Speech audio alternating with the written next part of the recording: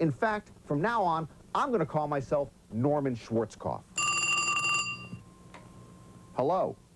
Hey, General Schwarzkopf, what you know good?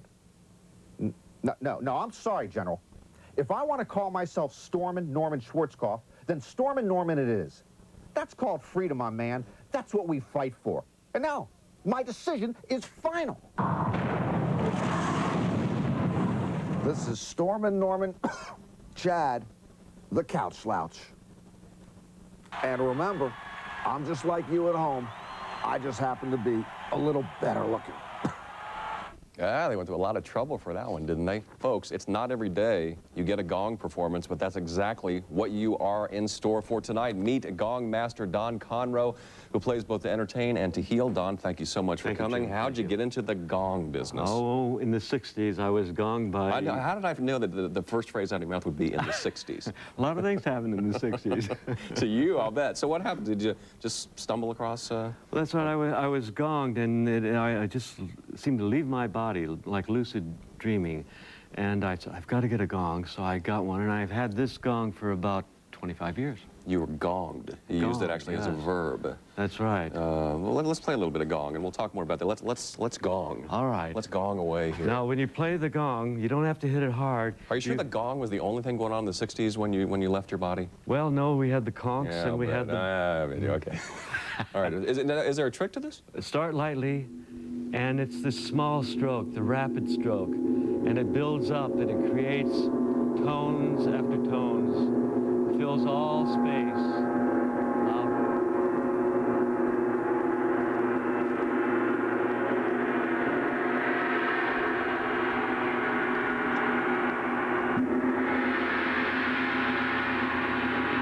That is cool.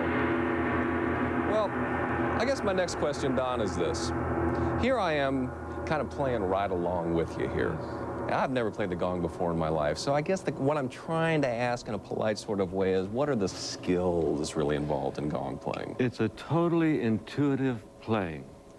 That you can't teach the gong to anybody. You can give them the mallets, you can say, approach it with a lot of dignity and respect, which you do have. Thank you. And you can just bring out the most beautiful overtones you've ever heard. The angels and choirs come out of it.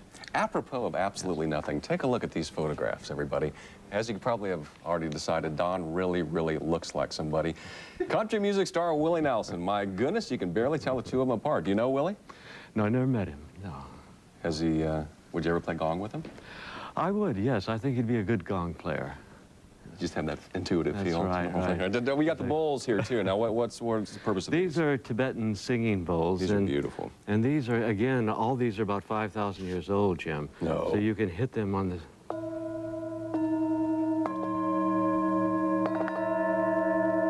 You say these are 5,000 That's years right. old? It's 600 BC, Buddha used to play these. These very ones? In India, yeah. No, not these. These are about... see, that's the one I was 150 to 300 years old. That's still pretty old. But do you the conch shell there, too? The largest horn in the world.